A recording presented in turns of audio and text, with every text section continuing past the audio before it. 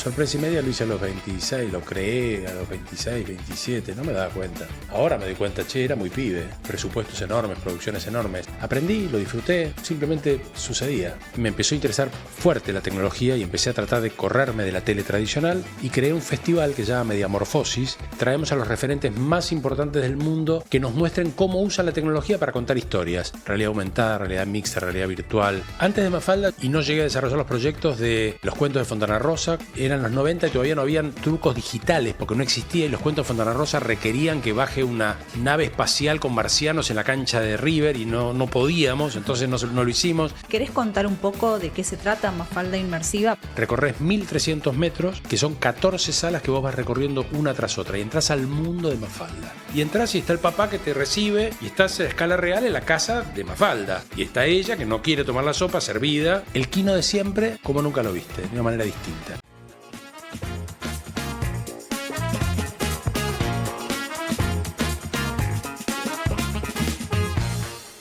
Bienvenidos a Emprendedores Argentinos, el espacio donde conocemos las historias de quienes emprenden y construyen futuro en Argentina. Soy María Lapadula y junto a un grupo de profesionales vamos a entrevistar las voces más destacadas del mundo emprendedor, empresarial y del liderazgo en Argentina. Me acompañan Matías Palermo y Albano Piacenza, y como siempre decimos, pueden seguirnos en todas nuestras redes sociales, nos encuentran como Emprendedores Argentinos. Nuestro próximo invitado lleva más de 35 años creando contenidos y buscando nuevas formas de contar historias. Viene de la televisión, la ficción y la producción, y hoy está al frente de uno de sus proyectos más ambiciosos, Mafalda Inmersiva, una experiencia que transforma el universo de Quirno en un recorrido físico, tecnológico e interactivo. Hoy vamos a hablar de medios, innovación, producción cultural, tecnología y de cómo hacer que Mafalda salga del papel sin perder su esencia. Nos acompaña, y les pido un aplauso, por favor, Damián Kirchner. Bueno, Damián, muchas gracias por estar acá. Placer. Contanos cómo empieza tu historia con los medios. Estudié comunicación social, soy de la primera camada de comunicación social de la UBA, el primero de todos, con colegas que empezamos itinerando porque esa carrera no existía, era una carrera nueva, moderna, y empecé a trabajar en los medios tradicionales, empecé en radio, después empecé en tele, los canales de televisión se estaban privatizando por los 90, entonces se abrieron muchas posibilidades, y muy jovencito, no me daba cuenta lo jovencito que era, fui tomando posiciones y responsabilidades muy grandes, fui productor ejecutivo de muy pibe, y bueno, me desarrollé en la tele, en el cine, hice muchas películas de muy joven, y así empecé, en la tele, en el cine, me gustaban los medios, y por ahí arranqué. Para ahí yo quiero hacer una pausa, porque él lo está contando con una liviandad, sí, como si fuera que hizo unos programitas. O sea, formaste parte y fuiste responsable de programas icónicos de la televisión y más. A ver, yo por ahí tengo la referencia de los 90, que por ahí fue una época de oro para la televisión. Pero si nos puedes contar un poco cómo era producir en ese momento, donde vos ya tenías un cargo importante o estabas a cargo de programas muy importantes, pero digo, viendo lo que está pasando ahora con los medios versus lo que era. Te doy un ejemplo solo, pero digo, no sé, Sorpresa y Media, que a veces uno ve lo que era la producción de eso, que era como Hollywood, y estábamos acostumbrados a que era así, pero la gente que está escuchando, que por ahí muchos son un poco más jóvenes o no lo llegaron a ver, ¿cómo era producir esa televisión?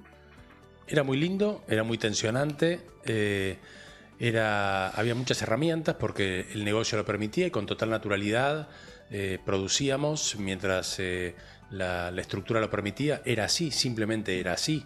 Teníamos las herramientas que necesitábamos, entonces en Fugitivos, mira, también podíamos tener 6 móviles en directo, en simultáneo, y en Sorpresa y Media podíamos imaginarnos que viajábamos a buscar al Papa o recorrer el mundo para encontrar el sueño de una persona. Eran posibilidades que el medio lo permitía, porque los medios cambiaron. Hoy estamos en un estudio de streaming donde de una manera muy parecida pero a la vez diferente se transmite también el audiovisual, cosa que era impensable en ese entonces, y en ese entonces había muy pocos canales que resumían y juntaban toda la pauta, y entonces el negocio en términos de recaudación y permitía producciones mucho más complejas y más competitivas. Entonces, se producía con grandes equipos en gran escala.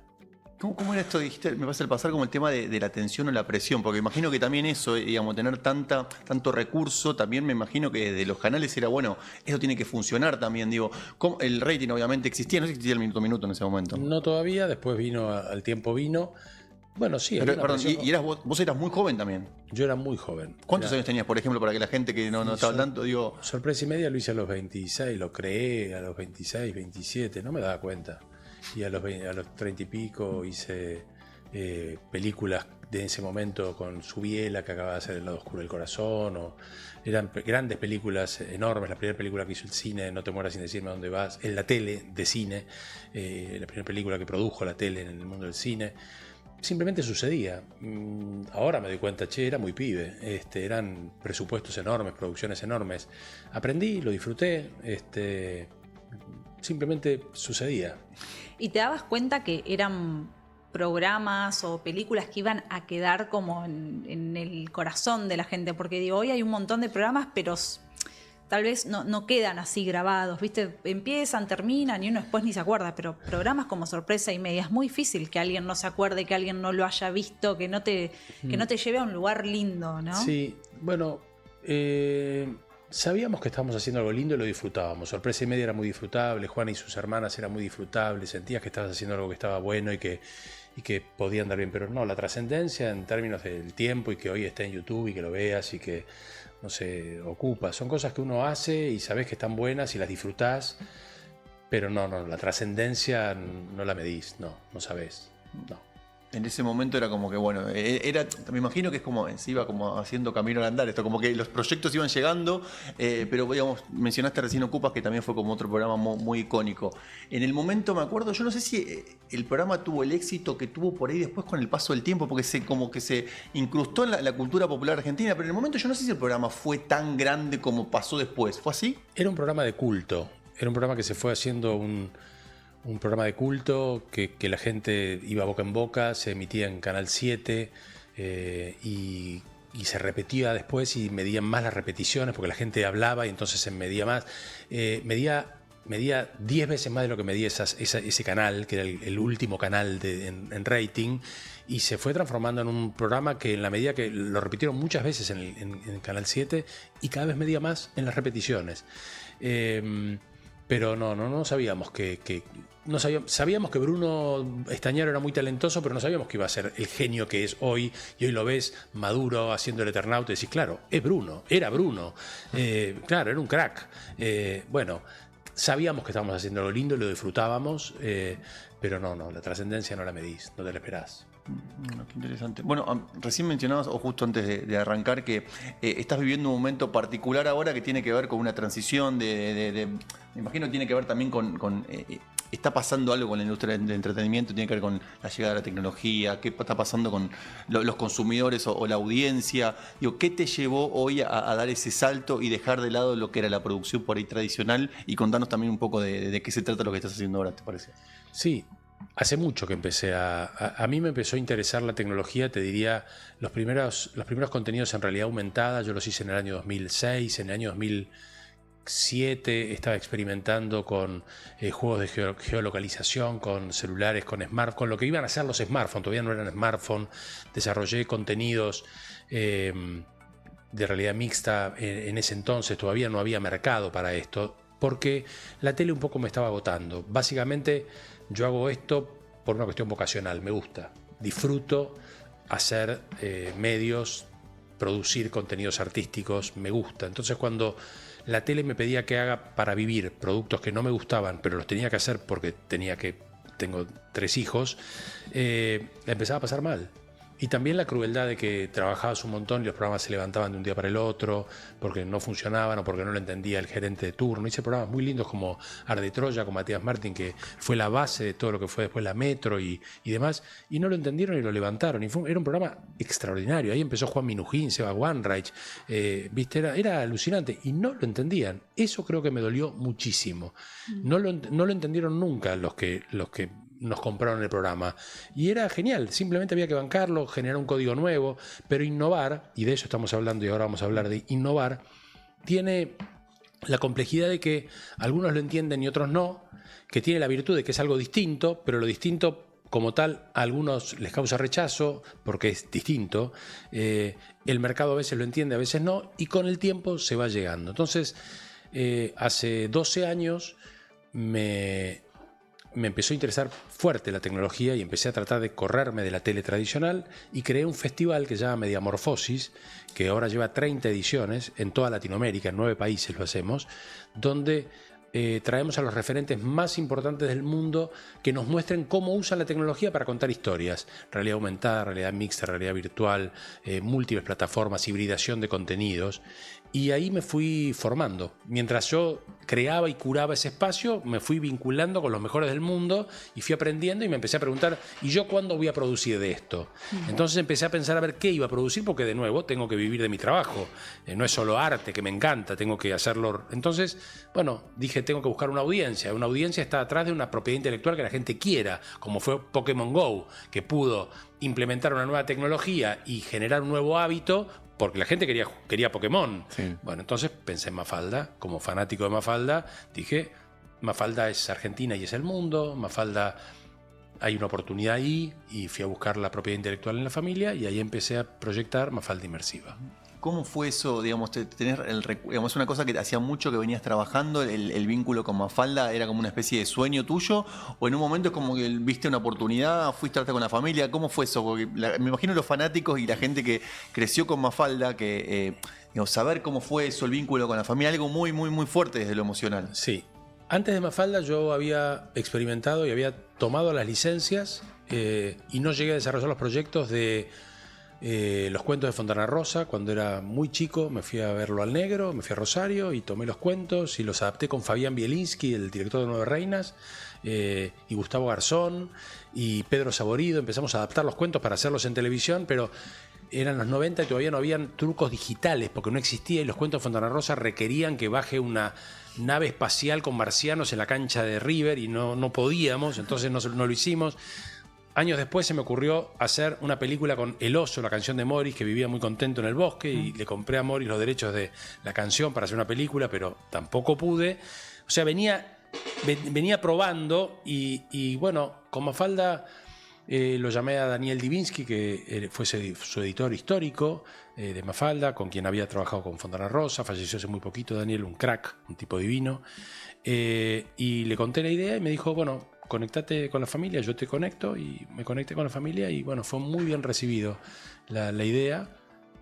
La familia de Quino, los sobrinos de Quino no tuvo hijos, entendían que Mafalda necesitaba conectar con nuevas generaciones, porque parte de esto que estamos hablando, los medios van cambiando, los chicos leen menos, los papás que no le dieron un libro al nene no conoció a Mafalda, le vio la cara pero no sabe bien de qué se trata. Entonces necesitaban achicar esa brecha, que no sea grande, y yo llegué con una propuesta que les pareció interesante en el momento adecuado. ¿Querés contar un poco de qué se trata Mafalda Inmersiva para aquellos que por ahí todavía no lo saben? ¿Tienen imágenes por acá? Porque eso las podemos cuando vas a bailar encima. Mafalda Inmersiva es una experiencia, vos vas a ir a recorrer la fantasía del mundo de Mafalda. En más o menos una hora, cada uno puede recorrerlo en más tiempo o menos tiempo, pero ponele una hora. Recorres 1.300 metros que van a estar en el Centro Cultural Recoleta a partir de octubre, que son 14 salas que vos vas recorriendo una tras otra y entras al mundo de Mafalda.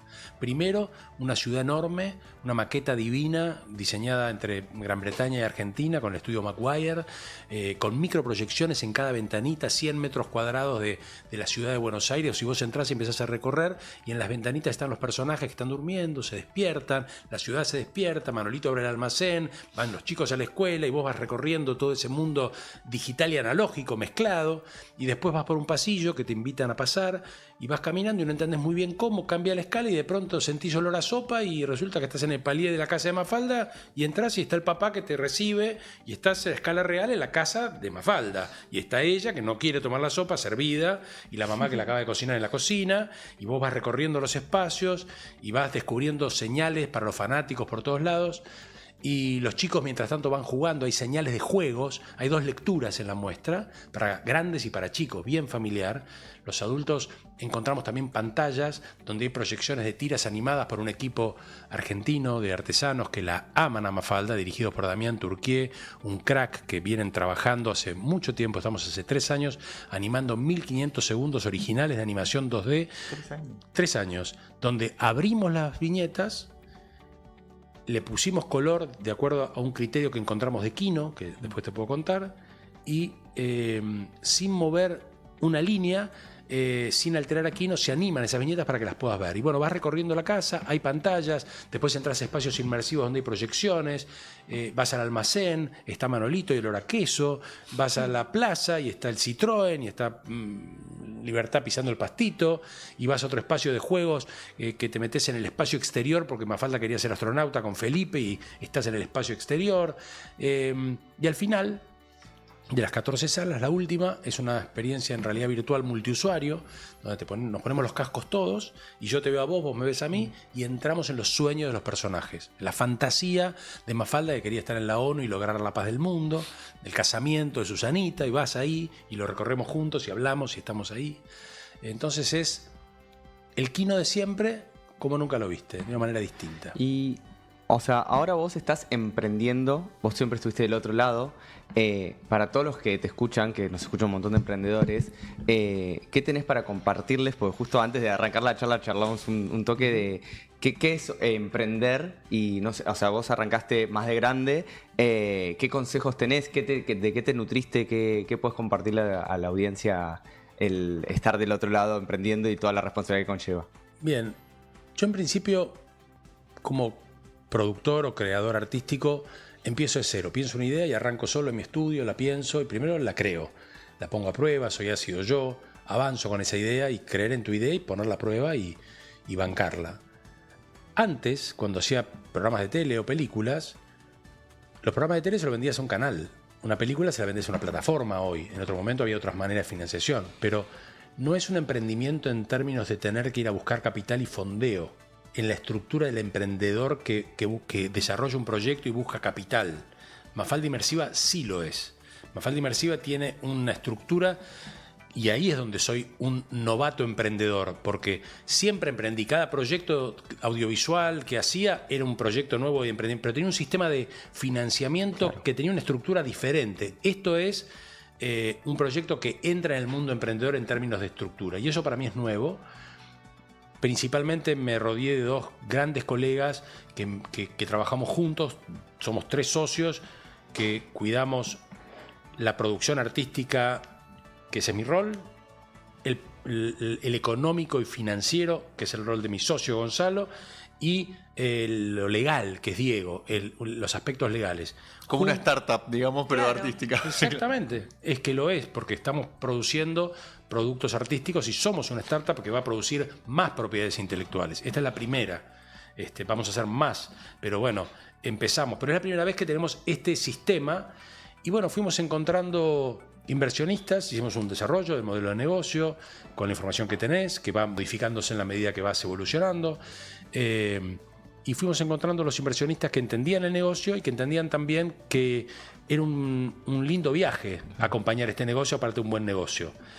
Y uno trajo a otro y otro trajo a otro y así fuimos fondeándonos y ahí vamos trabajando hasta que finalmente entró una gran productora de televisión que es Cuarzo en la última parte, como un socio muy importante y estratégico. Pero digamos que hay muchos socios pequeños, amantes del arte y que buscan un buen proyecto artístico internacional.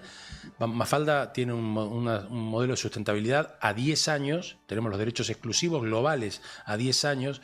Mafalda sale a viajar por el mundo, ¿sí? Estamos cerrando ya plazas en México y en España antes de estrenar. Wow. Entonces la idea es itinerar por donde la aman a Mafalda. Este proyecto sale a viajar por el mundo, es un modelo de negocio de desarrollo internacional. ¿Y cuál sería el mayor desafío que atravesaste en esta nueva etapa como emprendedor o en esta manera de emprender tan diferente a lo que era antes? Y para mí, todo el tema de financiación, fondeo, en una Argentina sin créditos, donde las leyes, las reglas en estos 3 años fueron cambiando algunas para bien, otras para mal, pero cambian. La Argentina. O sea, por eso produjimos un proyecto que se hace en Argentina, pero se proyecta internacionalmente para no depender exclusivamente de Argentina, pero lo hacemos argentinos, con una idiosincrasia absolutamente argentina, con equipos también internacionales, porque es un dream team de creadores el que lo está haciendo. Pero te diría que el desafío más grande para mí está siendo todo el proceso complejo de desarrollo financiero de un proyecto independiente, de una pyme argentina, con un proyecto a gran escala internacional. Sin herramientas que cuando hablas con un español o un colombiano o un uruguayo o un paraguayo o un brasilero, no sé, me dice, ¿cómo no hay crédito? ¿Cómo el crédito en Argentina? ¿Cuánto vale el crédito? ¿Cuánto? No puede ser. ¿Y cómo lo estás haciendo? No, bueno. Sí, que salir a golpear puertas. Es el limitante que a todos los emprendedores te pone el techo. Pero bueno, a todos los emprendedores de acá. Sí, de acá, Argentina, por eso. De acá. Yo pensaba un poco, mientras te escuchaba, ¿qué fue lo que te motivó? Porque hace un rato nosotros hablábamos de cómo a la gente hoy le interesan las experiencias, más que los productos o comprarse algo, prefieren invertir el dinero en una experiencia, sí. ¿no? Y vos con tanta experiencia, por ahí te dedicabas a hacer un programa de televisión, una película, que es algo que uno mira, pero desde afuera, ¿no? Si bien es una experiencia, es algo muy distinto. ¿Qué fue lo que te motivó, más allá de que estabas muy interesado en la tecnología y todo eso, a que sea algo inmersivo, algo que uno puede sentir de una manera tan distinta?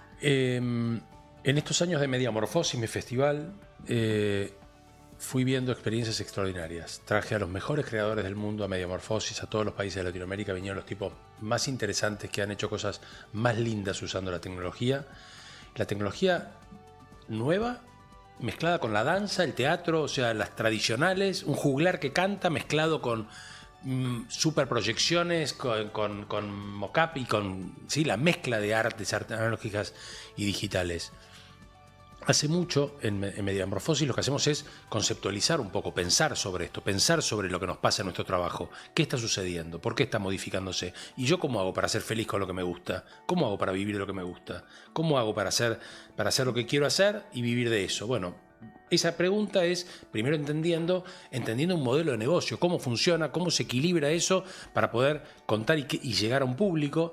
De eso hablamos en Mediamorfosis. Entonces, ahí fui analizándolo y claramente una de las tendencias que hace mucho tiempo me di cuenta es que ahora, con tanta pantalla y con tanto mundo digital, el encontrarse, el ir a los lugares, el ir a tu santuario con tu comunidad, santuario entre comillas, los que les gusta Cerati van al santuario de escuchar a Cerati en su show, o lo que les gusta Arjona van a su santuario y pagan un ticket muy caro y llenan muchas veces porque te querés encontrar y porque querés vivir experiencias con todos los sentidos, porque podés explorarlo con todas tus formas y en tu comunidad. Esto claramente está sucediendo y me interesa, me gusta, y lo que está sucediendo es que si vos no querés depender más de que un gerente de programación, que cada vez tiene menos recursos y menos presupuestos en los canales, o un gerente artístico de una plataforma te diga qué hacer, si esto te lo compro, esto no te lo compro, tenés que convertir directamente con el público, que tu público te lo compre. ¿Y cómo te lo compra? Con un ticket, como hace miles de años en el teatro, cientos de años, con un ticket. Entonces, para convertir con un ticket hay que crear algo a donde la gente vaya y convierte y compre un ticket. Y bueno, por eso me di cuenta que esto me gustaba y fui adaptándome. Hace mucho entendí que soy un productor artístico no solo de tele, de radio, de cine.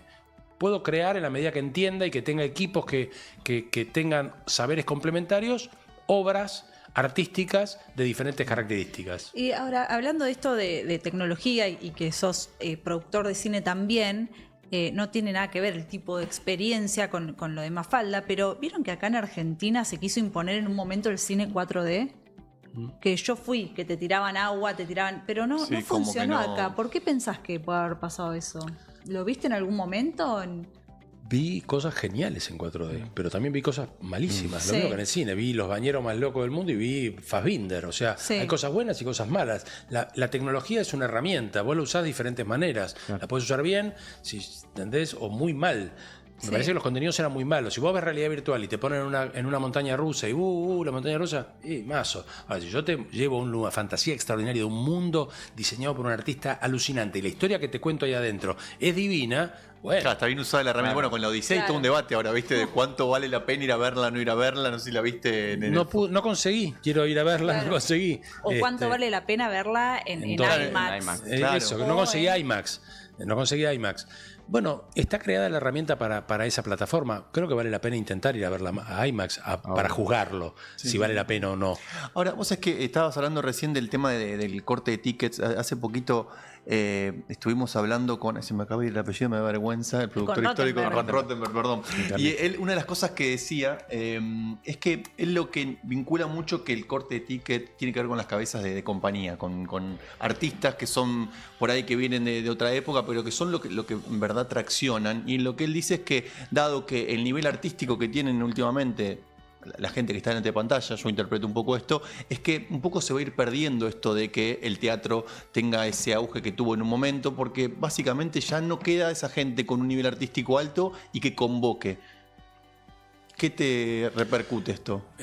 Carlitos Rottenberg crack, y entiendo lo que dice. Hay un problema y es que las figuras masivas se están dejando de fabricar, entre comillas, por los medios locales. Se fabrican más panelistas que actores en los medios masivos. Se fabrican más contenidos de menor calidad que espacios donde los artistas puedan mostrar su arte. Entonces, lo entiendo. No es el caso de Mafalda porque está Mafalda. Claro.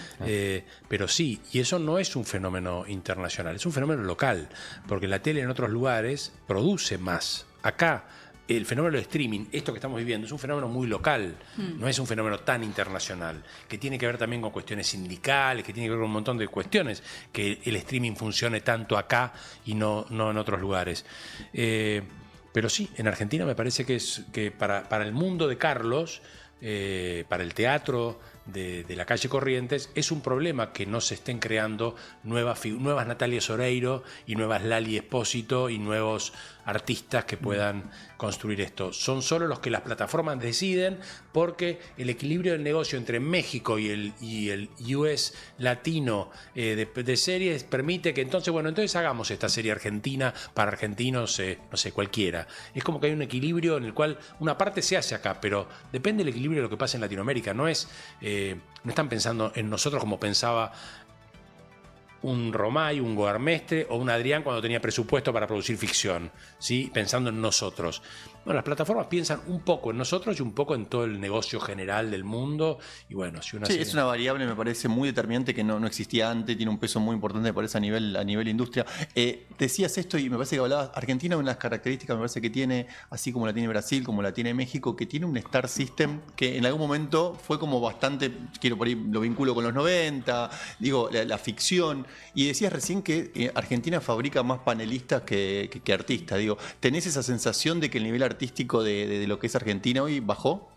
En la tele, no en el teatro, Claro. no en otras artes. Está migrando, somos guerrilleros, somos peleadores, nos vamos moviendo, sabemos que estamos en tierra de terremotos, construyendo, ¿no?, de terremotos económicos. Sí. Entonces nos vamos moviendo y por eso los artistas están buscando otros lugares, otras artes, y nos vamos moviendo. Creo que la tele abierta que conocíamos, sí, fabrica más panelistas que actores, definitivamente. Otras artes no. ¿Y cuándo fue el punto de quiebre para los de la tele? O sea, ¿cuándo empezó el declive, por así decirlo, o sea, porque antes se producían estos monstruos de ficciones y demás, y para vos, ¿cuándo fue? Es un proceso, no hay un día, viene sucediendo, viene cayendo, viene sucediendo, ¿no?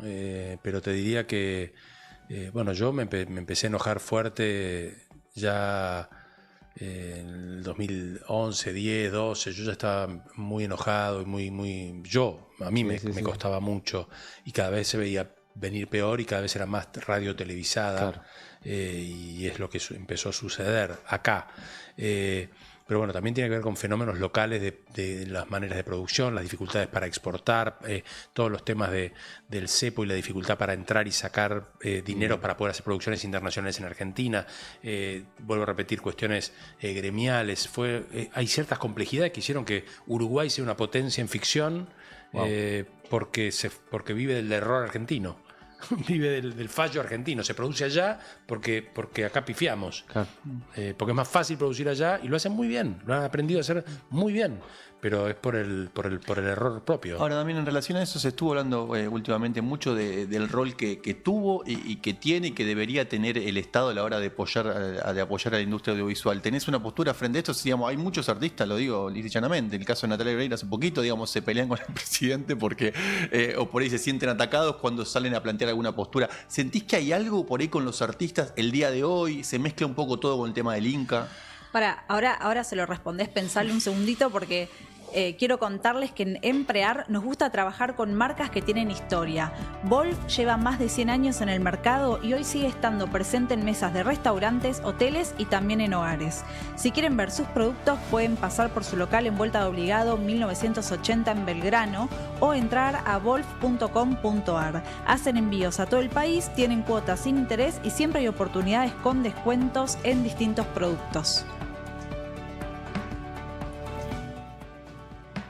Bueno, ahora sí, te había preguntado, Luano. Yo creo que lo que me estás preguntando es, en definitiva, sobre las industrias culturales y creativas. Hay que entender la industria cultural y creativa como un movimiento económico que puede generar un montón de virtudes. El desarrollo económico, el desarrollo que trae las industrias culturales, el teatro, el cine, la tele, genera un movimiento de un montón de industrias, del turismo, porque yo puedo hacer una película donde promuevo Mendoza y la filmo en Mendoza y van todos los artistas a Mendoza y se gasta un montón de plata en Mendoza y aparte promuevo eso porque creo un nuevo Star System con nuevas figuras que van a trabajar a otros lugares. Así lo entienden muchos países que no son socialistas. Gran Bretaña, Francia, Estados Unidos, no, pero donde el Estado fomenta que empresas crezcan y desarrollen contenidos de escala internacional, que funcionen, que sean locales y globales. Entonces empezás a crear un contenido de exportación y lo entendés como un desarrollo económico, ¿sí? Entonces hay el cuidado de tu cultura y tu historia y tu voz y tu manera de contar tus historias y de llevarlos al mundo, ser local y global y generar una industria positiva que crezca y derrame y desarrolle otras industrias. En ese sentido, creo que es un error que los estados no promuevan el desarrollo industrial, artístico y creativo con políticas transparentes, sanas y que funcionen y que sean ecuánimes para todos. Por supuesto que el abuso de las leyes de apoyo no funciona, no sirve, no estoy de acuerdo, tiene que estar bien hecho, tiene que funcionar, pero creo que es muy importante un Estado activo, acompañando, impulsando, más con las dificultades de crédito que hay acá, es fundamental para poder hacerlo, si no somos Mafalda Inmersiva y otros proyectos son un cisne blanco, son una cosa muy rara que aparece cada muy tanto y hay capacidad en Argentina extraordinaria para exportar contenidos al mundo y nos valoran en todos lados, pero nos faltan herramientas para hacer un movimiento que crezca y genere un movimiento virtuoso de acá al mundo. Y hablábamos de estos cambios, ¿no? De, por ejemplo, el streaming, de cómo, nada, el público en algún lado está, solo que va variando y van cambiando las costumbres y las cosas. Y algo que ahora está medio de moda en las redes son las ficciones verticales. ¿Has visto algo de eso? ¿Qué pensás sobre eso? Sí, las vi. Hay algunas que están muy bien, hay otras que no. Es una nueva manera de contar historias que tiene que ver con entender un hábito de consumo de un público. Bien, me parece bien. Son cortos, sí, verticales, para que los veas en una herramienta. Si yo entiendo que vos estás en el colectivo mirando esto y te hago ficciones para que vos puedas disfrutar en el bondi o tal, y entiendo que vos tenés una edad determinada y genera una buena ficción con una buena historia, es un corto. Genial, está inventado hace un montón, se cambió el encuadre, se cambió la forma, adelante. Sí, bien. Es un formato, Sí. Tiene sentido que si la gente pasa tanto tiempo mirando algo vertical, que no exista ficción ahí. Sí, totalmente, es uno más, como tantos otros, genial. Excelente. Ahora, Damián, con toda la experiencia porque además como productor entiendo que estuviste del lado, digamos, produciendo para un canal y también estuviste del otro lado del mostrador diciendo esto sí, esto no, como gerente de programación. Digo, cuando ves las cosas que pasaron y que pasan mucho en los contenidos de stream, que a veces hay una falta por ahí de cuidado o de nivel de por ahí de gerente artístico, que por ahí la televisión permitía la estructura y quizá, o por falta de experiencia, o por vaya a saber qué no existe hoy. ¿Qué te pasa cuando ves esas cosas que son como errores que ocurren y vos decís, esto pasó por tal cosa? ¿Te pasa eso, que ves esos errores y qué te pasa? Sí, consumo streaming definitivamente on demand, o sea, no veo vivos de streaming en general. Sigo a determinados productos de streaming que los voy a buscar donde estén.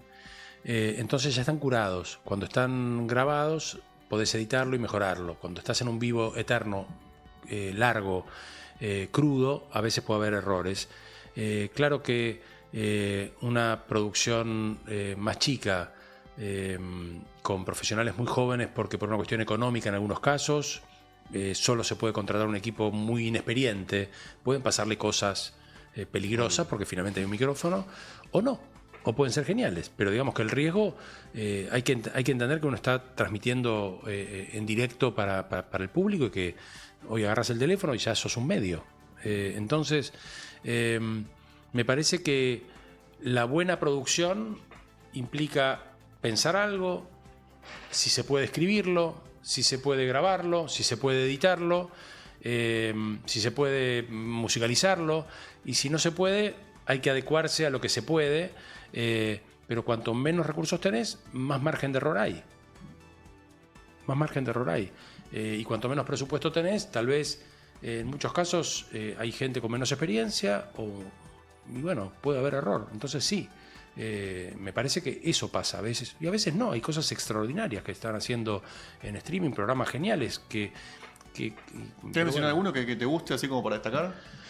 Yo consumo a Santi Bilinkis, consumo a Jerry Garbulski, consumo Caja Negra, consumía a Migue con la cruda, consumo radio de Urbana Play, que podría ser un streaming, consumo, eso te diría, qué sé yo, y de pronto me dicen mira esto y entro. Vos mencionabas que tenías 3 hijos. Sí. ¿Ellos consumen streamings o...? Sí. Ah, ok. Y ahí Sí. tenés una lectura de también de nueva generación de cómo, total. o sea, Sí. y cómo va cambiando y demás. Hablamos mucho de eso, sí. En mi casa yo entro y están colgados con Luzu o con Olga o mirando no sé qué, no sé dónde salió, o Vorterix o tal programa, y lo siguen en vivo, grabado, en cualquier momento. Me sorprende que yo trabajé con Mario Pergolini en la TV Ataca y mis hijos consumen a Pergolini hoy, pero en cortes de programas que no sé cuáles son, porque son otros, no es el de la tele necesariamente. Claro, son son son cortes de Vorterix, de de cosas.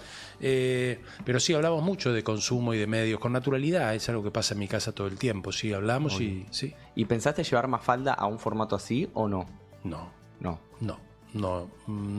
Mafalda, fuimos eligiendo muy bien qué plataformas eran las más convenientes para que Mafalda expresara el contenido de Kino. Okay. Yo ahí me pongo al servicio de la obra original de Kino. Entonces elegimos en algunos casos escenografías físicas, teatrales, por momentos realidad virtual, por momentos proyecciones, animación. Pero no, nadie habla por Mafalda. Kino habla a través de Mafalda, como lo hizo siempre. No hay una palabra que no haya dicho. Entre paréntesis, muy importante, empieza en octubre. Claro, Sí, eso, perfecto. eso. Contar todo, dónde Octubre, vamos a verlo. fecha, dónde se Sí, consiguen las entradas. Empieza en todo. octubre, la gente va a poder ir, va a durar 1 hora, va a haber ingresos cada 10 minutos. Conviene reservar entradas y comprarlas antes, porque si llegas al lugar y no hay, tal vez no podés. No es un teatro que entran 2.000 personas juntas. Claro. Entran de 36 personas cada 10 minutos en el Centro Cultural Recoleta a partir de octubre, desde el mediodía hasta la noche. En Ticketek ya están en venta las entradas. Hay entradas desde 24.000 pesos en grupo, o sea que hay posibilidades para ciertas franjas horarias de precios más populares, y en las franjas más demandadas seguramente va a ser más caro, pero hay posibilidades con o sin realidad virtual. En ticketek.com.ar ya están disponibles y los esperamos a todos, chicos y grandes, con hijos, sobrinos, nietos, que van a poder cada uno encontrar su lectura de Mafalda. Aparte se va a dar, me parece esto que me parece que el adulto siente como una responsabilidad y un placer en contarle al niño. Por supuesto, que cómo es lo que no. pasa. Es como darle algo nutritivo para comer, en vez de comer tanta porquería, come algo que está bueno y te va a gustar y te va a encantar y lo disfrutamos juntos. Sin duda. Es lo mejor del ser nacional. Mafalda está en ese cielo del Papa, Maradona, Messi, en ese lugar donde están los genios, Gardel, pero indiscutida. Es lo mejor de nosotros, sin duda. Sí. Sin duda. Sin dudas. Bueno, muchísimas gracias, Damián, por haber pasado por Emprendedores Argentinos y sin dudas, nada, estaremos ahí a partir de octubre. ¿Qué fecha, sabes exacta? Arranca en octubre y seguramente se queda unos cuantos meses, pero bueno, en principio abre en octubre en el Centro Cultural Recoleta, ahí frente al café a la Biela, en un lugar hermoso, seguro, estacionamiento. Nada, los esperamos a todos que vengan a disfrutar y encontrarse con Mafalda, se van a conmover, la van a disfrutar en familia. Bueno, ahí estaremos. Un aplauso. Gracias.